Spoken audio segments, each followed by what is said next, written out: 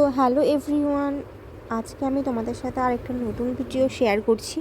তো এই ভিডিওটা তোমরা দেখতে পাচ্ছ হচ্ছে গিয়ে আমি মানে আমার হচ্ছে গিয়ে যে পলা ছিল, যে পলাটা আর কি আমি পরতাম অ্যাকচুয়ালি বিয়ের পলা। তো সেই পলাটা আমার বিয়ের সময় সাইজ ছিল হাত তখন 22 সাইজ মতো লাগতো। তো বিয়ের পরে আমি কিছুটা মোটা হয়েছি। বিয়ের সময় তখন আমার হচ্ছে ওয়েট ছিল 40 কিলো। তো তারপর ধরো প্রায় এখন আমার ওয়েট 48। আর প্রেগনেন্সির সময় তো আরেকটু ওয়েট গেন করেছি। তো আমার এই শাখাটাও ছোট হয়ে গেছে। শাখাটাও 22 সাইজই নিয়েছিলাম বিয়ের সময়। তো শাখাটাও ছোটো হয়ে গেছে। শাখাটা তবুও আমি সাদের সময় পরেছিলাম, পরতে খুবই অসুবিধা হচ্ছিলো। সাবান দিয়ে অথবা তেল দিয়ে আমাকে শাখাটা পরতে হচ্ছিলো।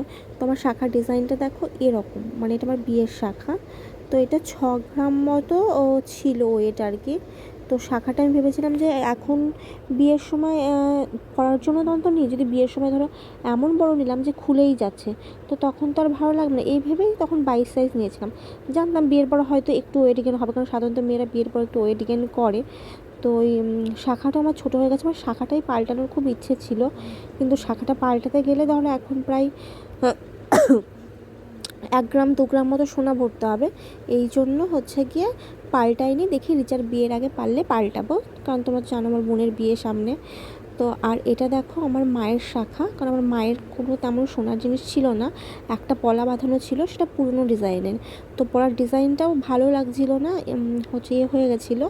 তো মাকে বললাম যে তাহলে পলাটা ভেঙে তোমাকে একটা শাখা এনে দিই। আর সেই সোনাটা ছিল তখনকার দিনে পুরনো কেডিএম সোনা, বাংলা সোনা যেটা বলে, হলমার্ক না, সেই সোনাটা ছিল।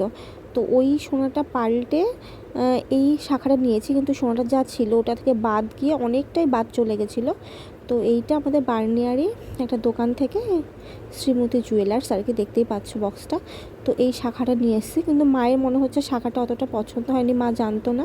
আমি আর রিচা গিয়ে নিয়ে এসেছিলাম, মাকে বলেছিলাম আগে যে পাল্টে নিয়ে আসবো, কিন্তু মা জানতো না যে সেদিনকেই পাল্টে আনবো। তো শাখার এই যে পাতের ডিজাইনটা পছন্দ হচ্ছে মায়ের, যেহেতু একটু এখন বয়স হচ্ছে, এরকম পাতেরই শাখা পড়বে, ডিজাইনের শাখা পড়বে না। শাখার হচ্ছে ডিজাইনটা পছন্দ হয়েছে, ভেতরের পাতের ডিজাইনটা, কিন্তু শাখাটা মায়ের পছন্দ হয়নি। শাখাটা নাকি বেশি খাঁচকাটা। আমি মাকে বলছি যে এই শাখাগুলোই এখন বেশি উঠেছে, এই শাখাগুলোই উঠেছে, কিন্তু মা তেমন মনে হচ্ছে পছন্দ না। কারণ মায়ের একটা রিয়াকশন ভিডিও আমরা নেওয়ার চেষ্টা করেছিলাম, তো মায়ের মনটা মনে হচ্ছে খুশি না। তো আমি ভেবেছি গিয়ে শাখাটা পাল্টে মাকে নিয়ে যাবো, তো শাখাটা পাল্টে পাতটা ওরমই থাকবে, চেঞ্জ করে নিয়ে আসবো। আর দেখো আমার যে পলাটা ছিল, তোমরা ওই পলাটা আমাকে অনেকবার দেখেছো, ওটা আমার বিয়ের পলা ছিল, ওটা 22 সাইজ ছিল। ওটা এই দোকান থেকে বানানো ছিল, কিন্তু ওটা তখন 3 গ্রাম ছিল।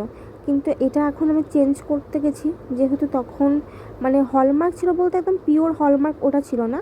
ওই এখন এটা চেঞ্জ করতে গিয়ে আমার ওখানে অনেকটা সোনা বাদ চলে গেছিলো।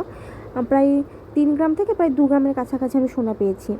তো এটা দেখো আমাকে এই পলাটা আমি নিয়েছি চেঞ্জ করে 4 গ্রাম। তার আমাকে প্রায় 2 গ্রাম মতো ভরতে হয়েছে, কারণ এই পলাতে প্রায় 15,000 টাকা মতো আমাকে ভরতে হয়েছে। আমি ভাবিনি যে এত টাকা ভরতে হবে। আমি ভেবেছিলাম যে যাবো হয়তো 2-3 হাজার টাকা চেঞ্জ করে মেকিং চার্জ দিয়ে নিয়ে আসবো, কিন্তু গিয়ে আমার 3 গ্রামের মধ্যে আর কোনো পলা তেমন পছন্দও হচ্ছিল না, কিছু হচ্ছিল না। আর ওই পলাটা ছোটো হয়ে যাচ্ছিলো। দেখবে আমি একটা সাধের সময় একটা গয়না পরার একটা রিলস, আর রিলসকে শর্ট ভিডিও মতো শেয়ার করেছিলাম। তো ওখানে আমাকে সুমন আর কি শাখা পলাটা পরিয়ে দিচ্ছিলো, পরতে বেশ কষ্ট হচ্ছিলো, পলাটা ছোটো হয়ে গেছিলো। তো আমি সামনে রিচার বিয়ে, আমি তো পলা পরবো, সুমনকে আমি বলেছিলাম তাহলে আমি চেঞ্জ করে নেবো। তো সুমন বলছে 2-3 হাজার টাকা হলে চেঞ্জ করে নাও।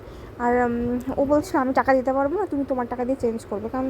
কারণ ঠিক আছে, তো আমি পড়াটা আমার টাকা দিয়ে চেঞ্জ করে নেবো, শাখাটা যখন চেঞ্জ করবো, শাখাটা তো একটু সোনা ভরতে হবে মনে হচ্ছে, আর বড় লাগবে, তাহলে তুমি শাখা সোনা না কিছু টাকা দিও। আর যেহেতু ধরো এবছরটা একটু বেশি খরচ হয়ে যাবে, কারণ আমার স্বাদ হলো, এবার বেবি আর কি বেবি হবে, তো সেক্ষেত্রেও খরচ আছে, বোনের বিয়ে আছে, সেক্ষেত্রেও হচ্ছে একটা অ্যামাউন্ট নিশ্চয়ই খরচ হবে। আমার কিছু দায়িত্ব আছে, সেটাতেও আমার হচ্ছে খরচ আছে। আর সেই জন্য আমি বলেছিলাম তাহলে আমি পড়াটা আমি নিজের টাকা দিয়ে চেঞ্জ করে নিই, আমার কাছে যা টাকা আছে, আর শাখাটা আমি হচ্ছে সুমনকে বলবো। তো দেখো আমি এই পড়াটা নিয়েছি। তো অন্য একটা পড়ার ডিজাইন দুটো দেখেছিলাম 3 গ্রামের মধ্যে, ওটা পছন্দ হচ্ছিল না, তেমন ভালো লাগছিল না। কারণ জানো তো সোনার দোকানে গেলে একটু বেশি সোনা, একটু ভরাট এরকম ভালো লাগে। তো এটা একটু ভরাট ছিল বলে এই কাজটা আমার পছন্দ হয়েছিল। তো সুমন ছিল না, আমি আর রিচাই গেছিলাম। তা সুমনকে আমি ফোন করে আর কি বললাম যে এরকম এরকম ব্যাপার। ও তখন কিছু বললো না, ও তখন আর কি রাজস্থান যাচ্ছিলো, গাড়িতে ছিল, ট্রেনে ছিল। তো আমি বললাম যে এরকম এরকম ব্যাপার। ও তখন আমার কিছু বললো না, যা খুশি পছন্দ তুমি তাই নাও, না তাই নাও, এরকম বললো। তারপর আমাকে বলছে তুমি কেন তাহলে ওটা ভেঙে এতটা সোনা ভরে নিতে গেলে, এখন এত টাকা লেগে গেল। তো আমি বলছি কী করবো, তো নিতেই হতো। এবার দেখো এই পলাটা আমি নিয়েছি 24 না 24 কি 25 সাইজ আছে পলাটা। আমার এখন 24 সাইজ ঠিক হয়, ওটা পলাটা বোধহয় 24-25 সাইজ আছে, ঠিক আছে। কিন্তু শাখাটা আমার ছোটো হয়ে গেছে। দেখো আমার শাখার ডিজাইনটা একবার দেখো, শাখার ডিজাইনটা খুব একটা খারাপ না, মানে ভালোই, কিন্তু এই তো ছোটো হয়ে গেছে। আর শাখা যে আমি সবসময় পরে থাকি এরকমও না, কিন্তু আমি অকেশনেই পরি, আবার খুলে রেখে দিই। কারণ আমি সোনা জিনিস অতটা পরে থাকতে অতটা মানে পছন্দ করি না। আর নোংরা টোংরা হয়ে যাবে আর করবে, এরম না যে চাইলেই আজকে অপছন্দ সোনা জিনিস পাল্টে নিয়ে আসা যাবে বা এরকম, মানে এরকম টাকা পয়সার অ্যাভেলেবেল তো নেই। তো সেজন্য হচ্ছে গিয়ে অকেশনেই পরি, খুলে রাখি। তো এবার শাখাটাই ছোটো হয়ে গেছে। পড়াটা 25 নম্বর দেখো। আর মায়ের শাখাটা দেখো কেমন হয়েছে, তো তোমরা বলো। আমার শাখার ডিজাইনটা আমার মানে আমি তো পছন্দ করেই নিয়েছিলাম, ওটা হলমার্ক ছিল, ওটা আমি একটা কৃষ্ণনগরে একটা দোকান থেকে নিয়েছিলাম, প্রতিভা জুয়েলার্স বলে। আর মায়ের শাখাটাই তোমাদের দেখানোর জন্য আমি ভিডিওটা করলাম। তো জানিও